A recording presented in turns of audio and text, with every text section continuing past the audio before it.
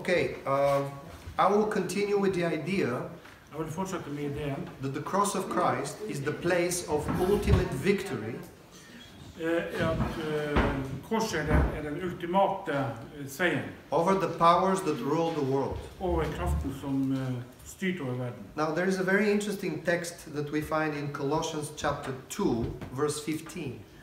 Det er en veldig interessant tekst som vi finner i Kolosserne 2,15.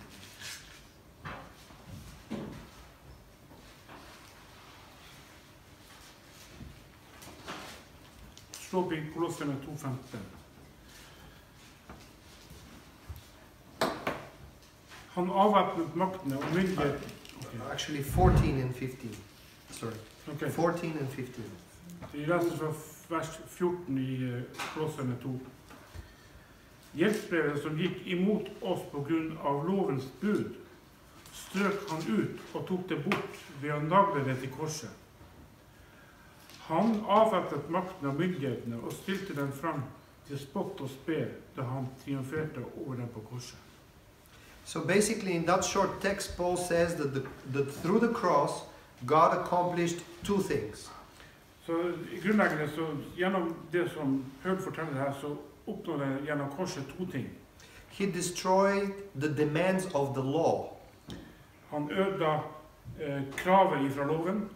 So we don't know exactly whether he means the law of Moses or just the law of sin. Vi vet ikke helt sikkert om det er loven fra Moses eller loven om synd. But again, the law has certain demands. The law of Moses has certain demands. Men loven fra Moses har en del krav i seg. For example, it is the law of Moses that exposes our idol worshipping. Det er loven til Moses som avslører når vi har idoliserer og lovpriser idoler. By saying, "Thou shalt have no other gods," Dere skal ikke ha andre guder. that command confronts the sinful nature within us. That commandment confronts the sinful nature within us. Som kommanderer det, som påpeker det syndfulle naturen som er i oss. Vi skal ikke ha andre guder enn den som påpeker So den basically, syndfulle naturen. the law confronts us, shows us who we are. Så loven stiller oss opp og viser hvem vi egentlig er. For example, keep the Sabbath, observe the Sabbath. For eksempel, det å holde sabbaten. This is a confrontation of people who tend to be workaholics. Det er å konfrontere people som er arbeidsnarkomane. So think about this. People, once their business gets well, they don't give themselves rest because by working they can accumulate great wealth. Mennesker, når det går bra med forretninger, så gjør de jobb hele tida, og de vil ikke ha en hviledag. Right? So by just working endlessly, they kill themselves, they destroy themselves. Så ved å arbeide hele tida, så dreper de seg selv. They destroy others who work for them without a break. De ødelegger andre fordi at de har heller ikke hvile. So the commandment, respect your father and mother, Når det gjelder den loven om at du skal respektere mor og far, confronts the unthankful nature of the fallen humanity. Unthankful nature. Den konfronterer det utakknemlige mennesker. Now, in Hebrew context, to respect your mother and father means to take care of them when they are old. I hebreisk sammenheng, så det å respektere mor og far er å ta vare på dem når de blir gamle.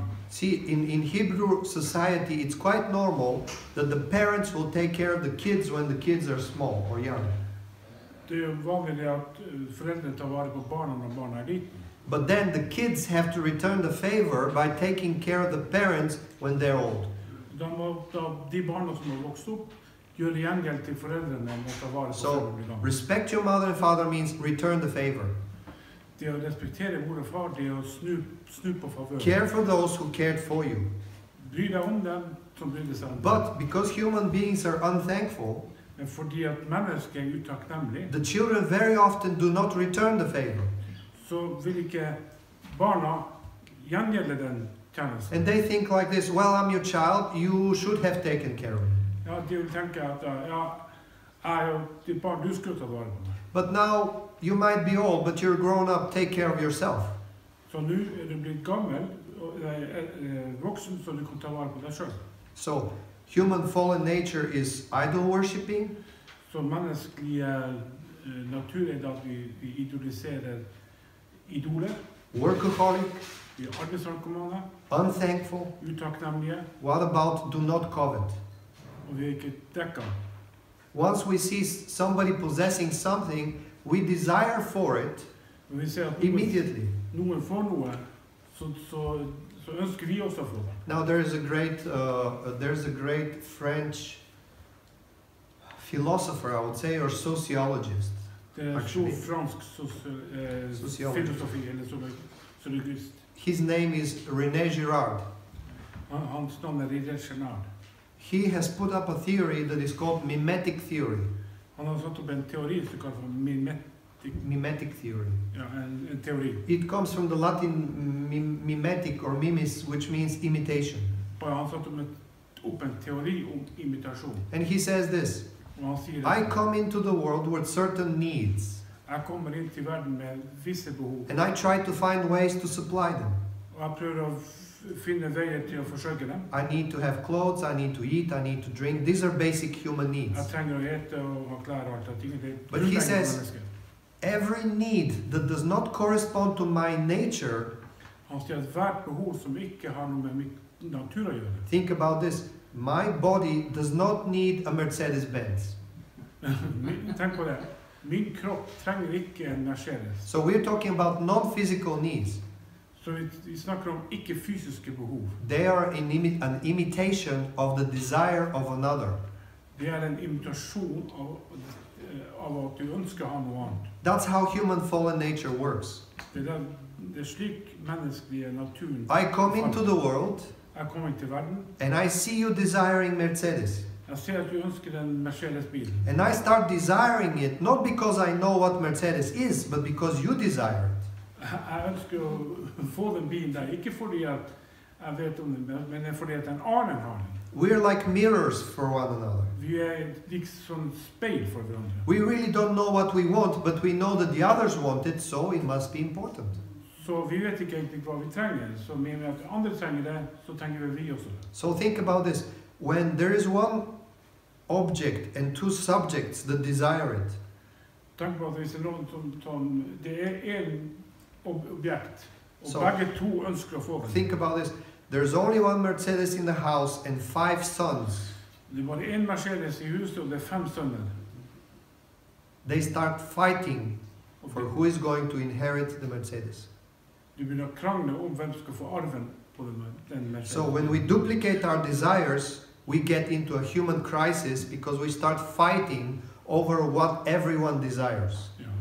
Når vi begynner å duplikere de her behovene, da begynner vi også å krige og fighte for å få de her behovene. So basically, thou shalt not covet is a commandment that confronts us. Du skal ikke begjære. And it says you should not lust or covet your neighbor's wife, Du skal, your neighbor's donkey, your neighbor's Mercedes. du skal ikke begjære Donkey was the hverken- Mercedes of the day, Ja, en Mercedes eller kone eller verdisakene til en annen. right? So I can go on and on and on, just to show you that Paul believes that the law is having so much demands on us Paul tror at loven har så mange krav på oss that it paralyzes us. at det paralyserer. It shocks us. Det sjokkerer. We see ourselves in the mirror and we see a monster. Og vi ser oss selv i et speil, og vi ser et monster. And we're afraid of our own reflection. Og vi er redd for vårt eget bilde. And we can do nothing about it. Og vi kan ikke gjøre noe med det. So basically, the law and order, Grunnleggende, loven og den orden som er der, is working like this policeman electrical, I don't know how you call that.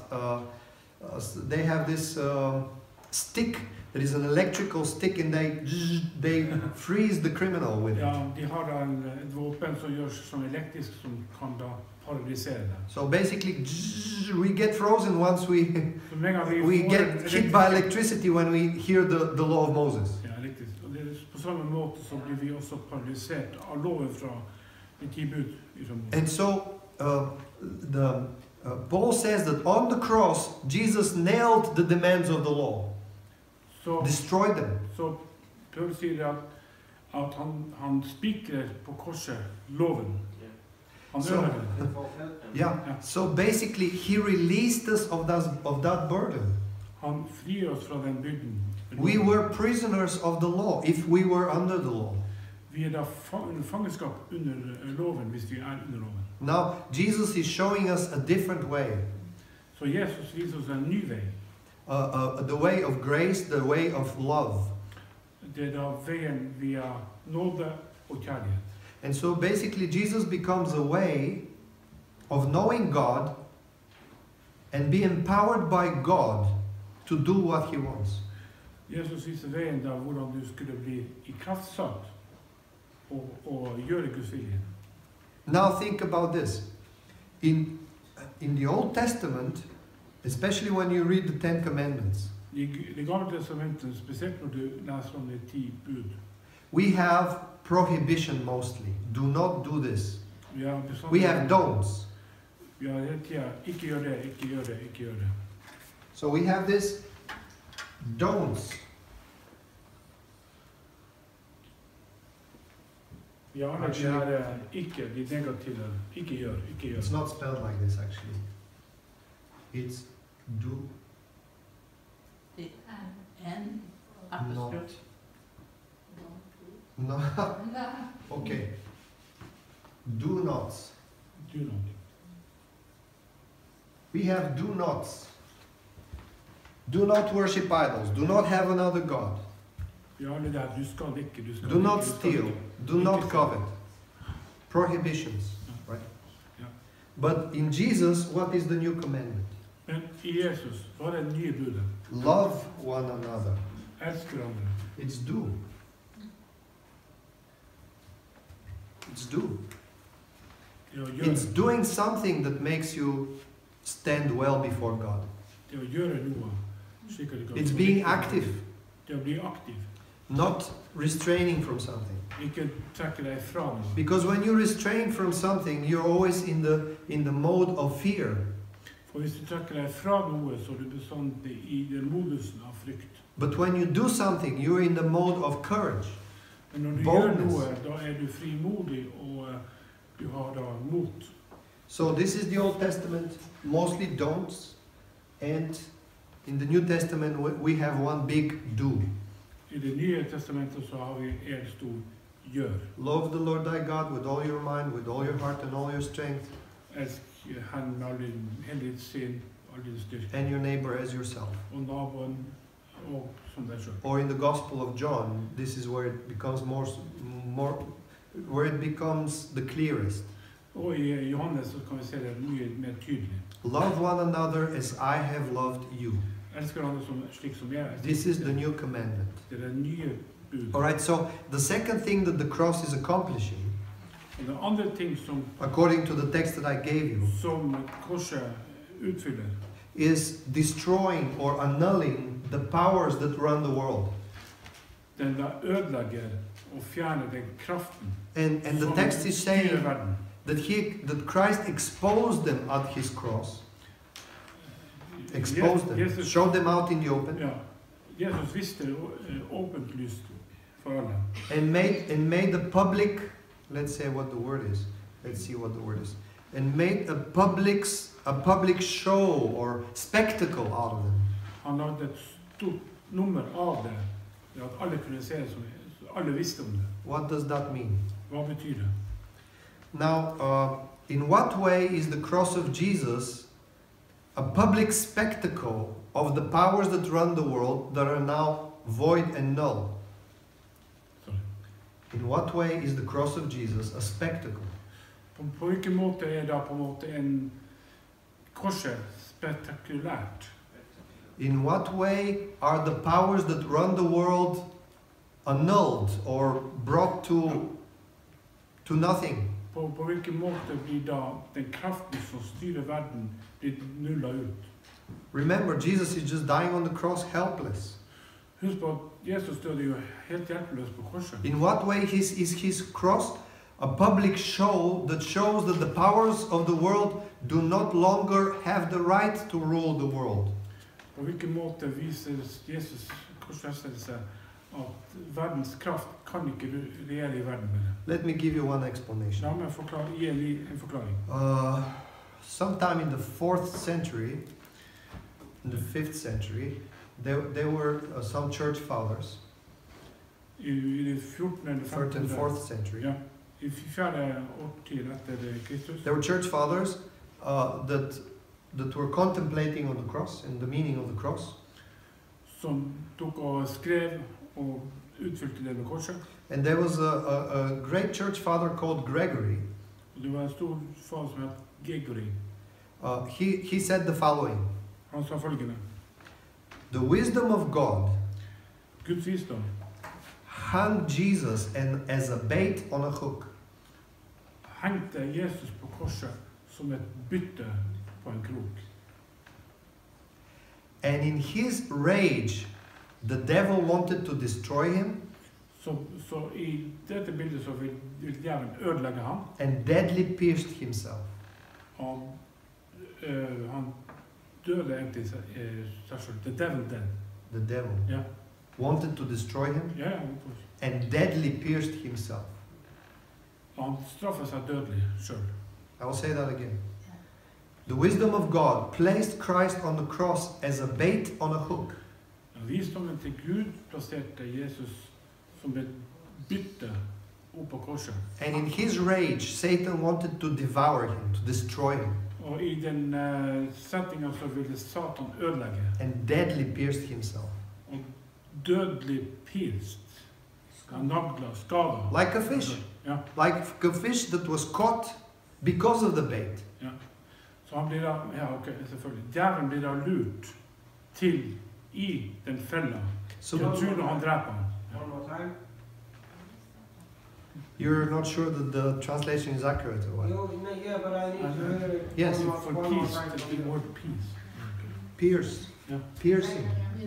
The hook is piercing Yeah. the head of the fish. Yeah. So, But the whole thing that he was hooked on this. the wisdom of God Yeah. placed Christ as a bait on a hook. Yeah. And in his rage, the devil who wanted to devour him deadly pierced himself. Ja. Da tok han imot det her byttet. So basically, the cross is a hook that pierced the head of the dragon. Faktisk så korset på en måte den kroken som djevelen tok over for oss. Okay, if you... Do you understand this? You do? Okay. So, it is like, for example, in the book of Revelation, I åpenbaringsboken, chapter 12, i kapittel write it down so you can study it by yourself, in the light of what I gave you here. Så det er det selv, fordi du bare skriv ned versreferansen. Åpenbaringsboken. Chapter 12 starts with a vision in heaven of a pregnant woman. Kapitlet starter med en vision om en gravid kvinne. She was about to give birth. Hun skulle gi fødsel. And now a seven-headed red dragon appears. Da kommer en syvhodet drage. And later on we understand that that was Satan, the ancient snake. Senere så forstår vi at det her er da Satan. And it says that the dragon wanted to devour, to destroy the child that she was about to give birth to. Ja. Det så leser vi at den her djevelen har villet ødelegge det barnet som skulle fødes. Are you there with the text? Okay, so that is important. Now, in the moment she gives birth, I det øyeblikket hun fødes, it says that her child was taken up to the throne of God. så står det at hennes barn ble dratt opp til Guds trone. And she was given wings and brought into the desert. Han bygget da vinger og ble da fraktet ut i ørkenen. But think about this. Jeg tenker på det. it could be the case that this child going to the throne of the Father Det kan jo bli det at dette barnet går da i is chapter 5 of Revelation. som i det kapittel 5 i åpenbaringsboka. When the child is already being killed, Når barnet a lamb that was slain lammet som blir slaktet on the cross. på korset. So this child appears before the throne, now called the lamb that was slain. Når det her blir det satt på korset, det lammet som blir slaktet. Which tells us the story that Satan wanted to kill him through the cross, to kill him, take him away, Satan ville da drepe oss han vekk. right? But by killing him, Men ved å drepe han, he destroyed himself. så ødelegger han seg And I'll show you how this works. But again, in Revelation 12, it says that right after the child was taken up to the throne, I åpenbaringens 12, rett etter han var tatt opp til tron, there was war in heaven. så var det krig i himmelen. And Michael and his angels fought against the dragon and his angels. Michael og hans engel kjempet mot dragen og hans engel. And there was no longer place for them in heaven. Det var ikke plass til dem mer i They were kicked down, they were thrown down on the earth. De var kastet ut på jorda. So basically the idea is that God taking this child before his throne causes the war. Ideen er at når Gud tar barnet sitt på korset, så er det som forårsaker denne krigen. Now the child is Christ, no doubt about this. Altså barnet er selvfølgelig Kristus. Because it says that he is the one who is going to rule the nations with an iron rod. Det er han som kommer til å styre verden med en jernstang. Now this is a quotation of Psalm 2, the royal psalm. I'm jumping from text to text, but that's the Bible. Ja. Now, this whole idea of the child ruling the nations with an iron rod, Ideen med at dette barnet skal styre verden med en jernstang, it comes from Psalm 2. kommer fra Salme 2. Why do the nations and the kings rage against God and his anointed? Hvorfor går nasjonen imot de kongene? Why do they gather together and say, let us break their chains? Hvorfor kan de samle seg sammen og la oss bryte deres samkvem? So basically, according to that psalm, the kings of the world are not happy that God is anointing somebody to rule over the whole world. Så selvfølgelig kongen av denne verden da da ikke glad for at Gud har salvet noen til å styre over denne verden. Right? So let's go back to Revelation text. La oss gå tilbake til åpenbaringen. So Jesus has done his ministry and he's been killed on the cross. Jesus har gjort sin tjeneste, han ble drept på korset. And so in Revelation 5 he appears as the slaughtered lamb before the throne of the Father. Så i åpenbaring 5 så er han blir åpenbart som det slakta lammet og fremfor tronen til Herren. So we know that every victim of violence Vi vet at hver enkelt som er da offeret comes before the throne of God kommer fremfor Guds trone and basically says, look what they did to me.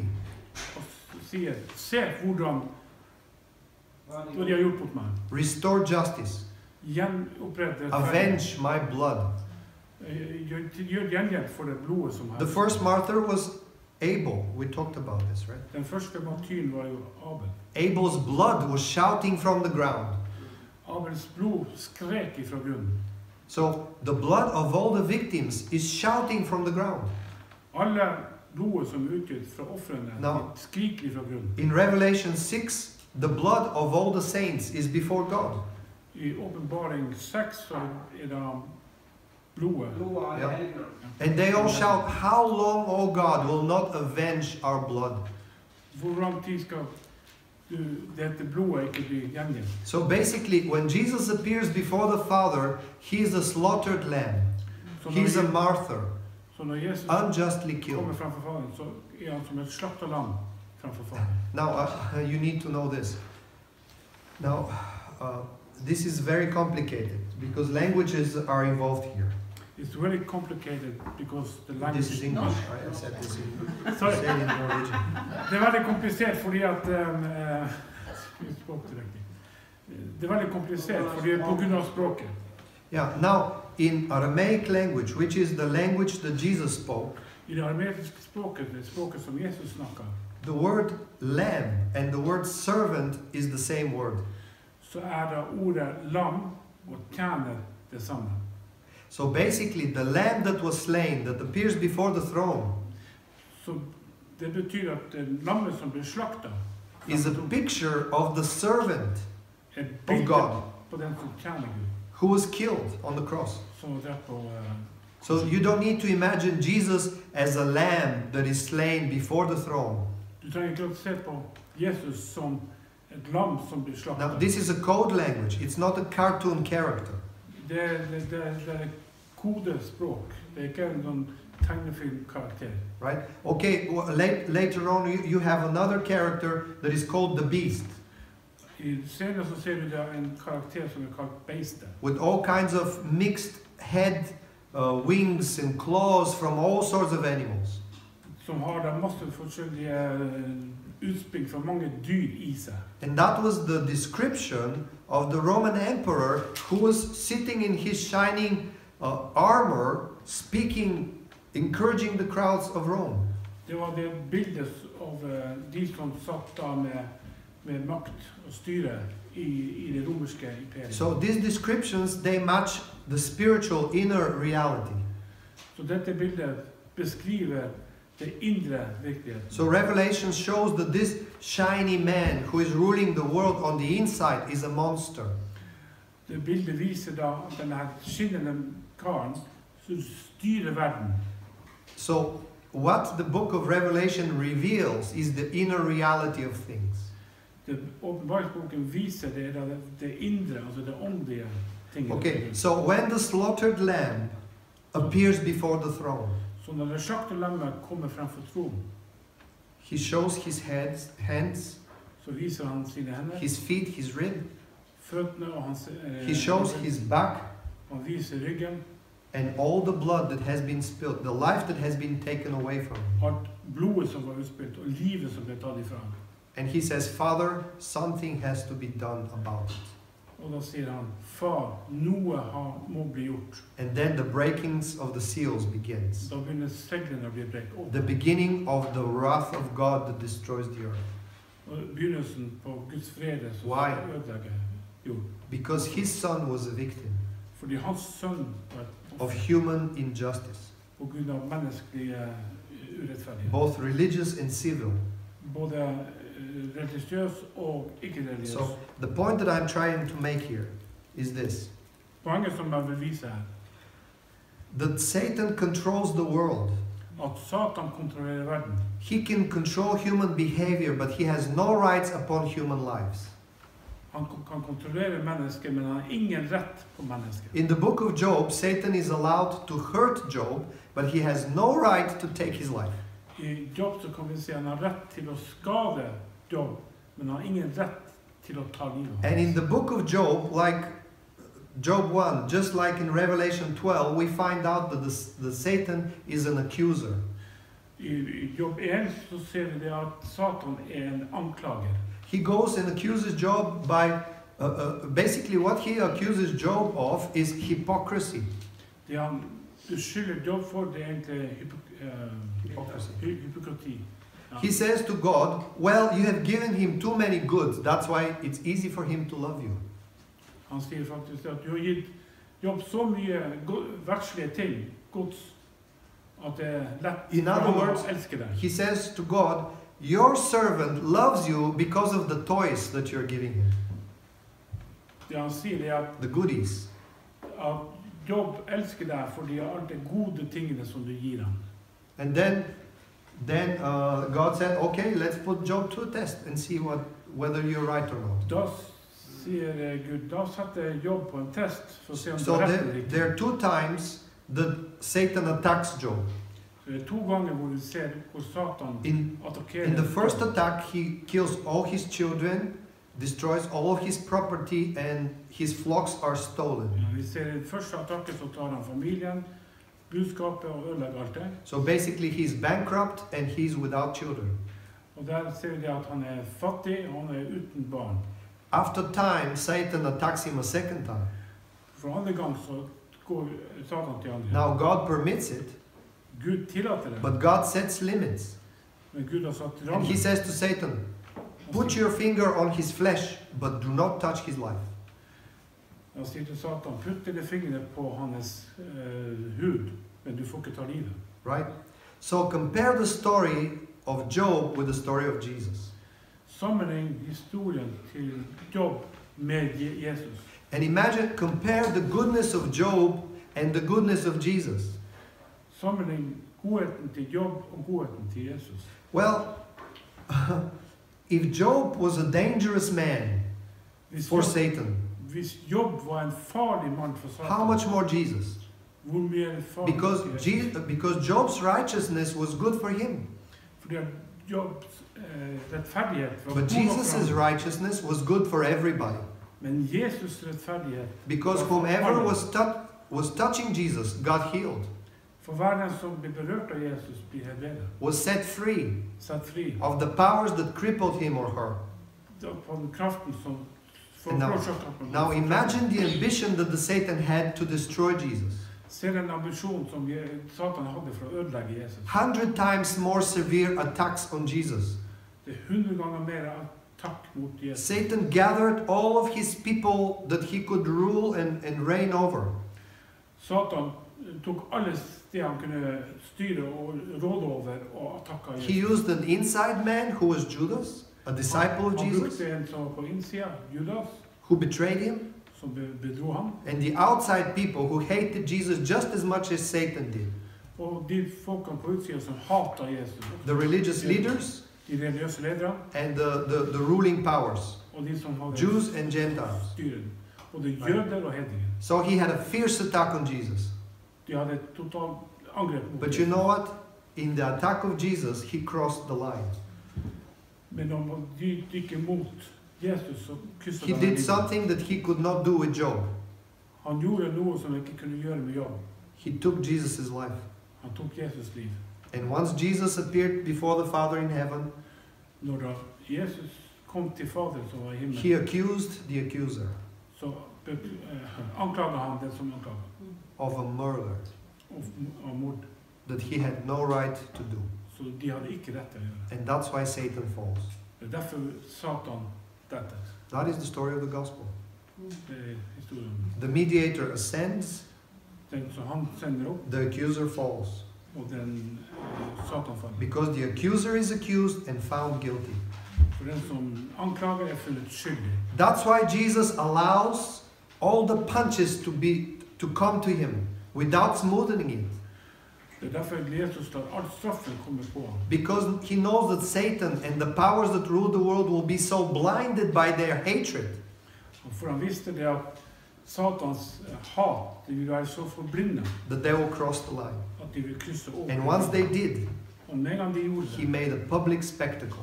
så lagde han et offentlig skuelag. They destroyed themselves De ødela dem selv. by crossing the lines. De har krysset over.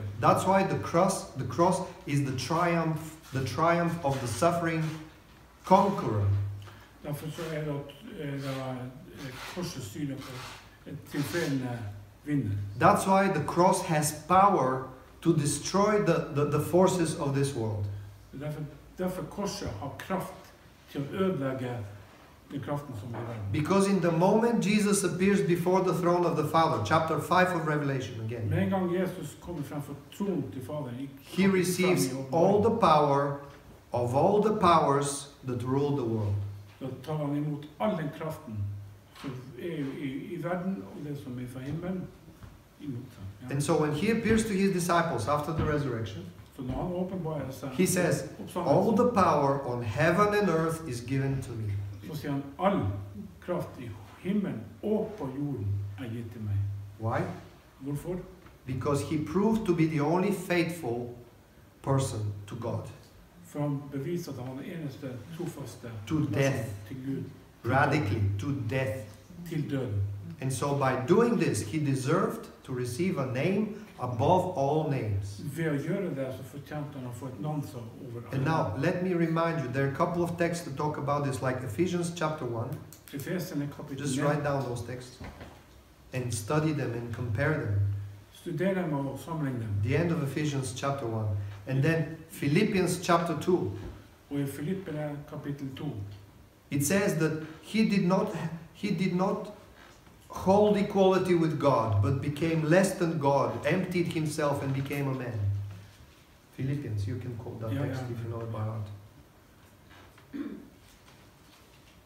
He did not want to hold equality with God, Han vil ikke ha den samme kvaliteten som med Gud. but he emptied himself and became a man. Han tømte seg selv og ble da et And menneske. he died on the cross. Så han døde på korset. And it says, that's why God lifted him up Det var derfor Gud løftet han opp. and gave him the name above all names. Det ga han det navnet over alle navn. So that in Christ, that every knee shall bow and confess that Christ is the Lord. For alle sammen skal bekjenne at Jesus på sine knær skal For bekjenne glory of God the Father. for herligheten av But now think about this. According to those texts, Ifølge disse tekstene the Father gives the greatest name to his Son, not because he is his Son, så gir ikke Faderen navnet til sønn, ikke fordi at han er hans sønn, but because he was faithful men fordi han var trofast to death. til døden. Now you need to hear this again. Du trenger å høre det. According to that text, Ifølge denne teksten the Father gave to his Son the name above all names, så ga Faderen navnet over alle navn. not because he is the Son, Ikke på grunn av at han er en sønn, but because he proved to be faithful. men fordi han var funnet til å være trofast. I'm giving an example usually about that in the following way. Ja, jeg gir et eksempel på det. Imagine that one of you here is a child of the director of the school. Tenk at en av dere er da en barn av en direktøren på skolen. And all the teachers of the school are instructed to give the best grades to that child because this is the child of the director of the school. At alle de som da er lærere, er da blitt ordret til å gi hele tiden det beste til den So they don't care how much he or she knows, they just give it the best grade because this is the director's child. De bryr seg ikke hvor mye de gir, men de gir bare alt til dem. Can you imagine a situation like Kan that? jeg tenke en situasjon som det? Can you? Yeah? You can? Right? But now imagine this. Men tenk dere det. There's a child in the classroom that is a child of the director.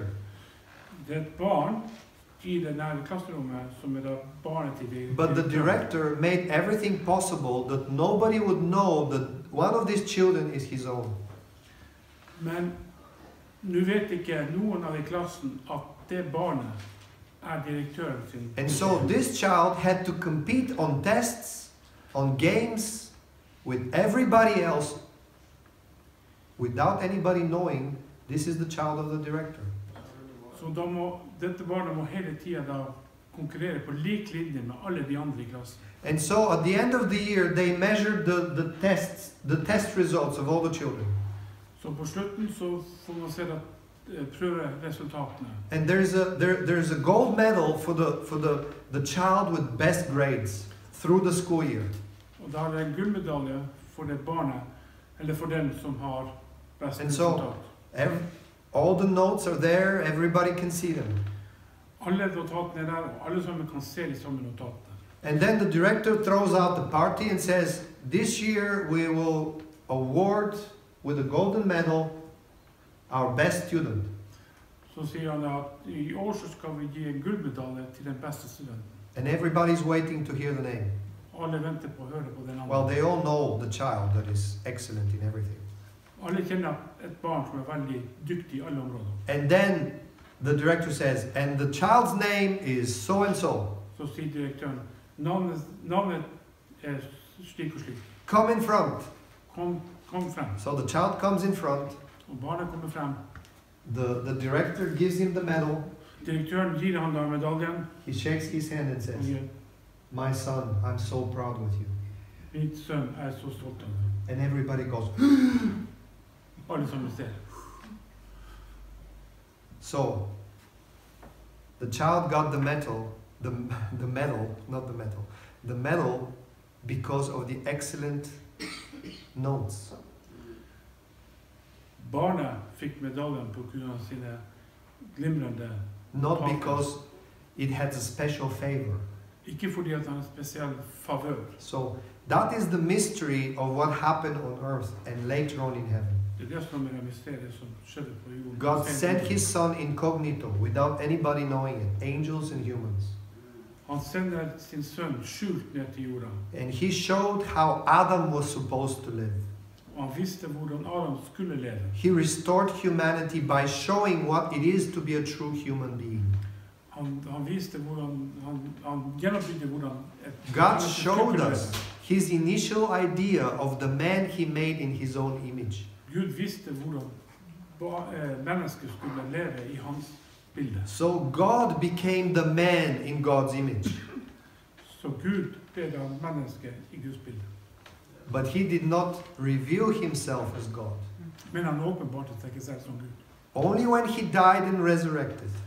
Bare når han døde og gjenoppstod. Only when he was brought to the throne of his own Father. Bare når han kom opp til And when he got the name above all names. når han fikk navnet over It was revealed to all of heaven that that was God's only Son.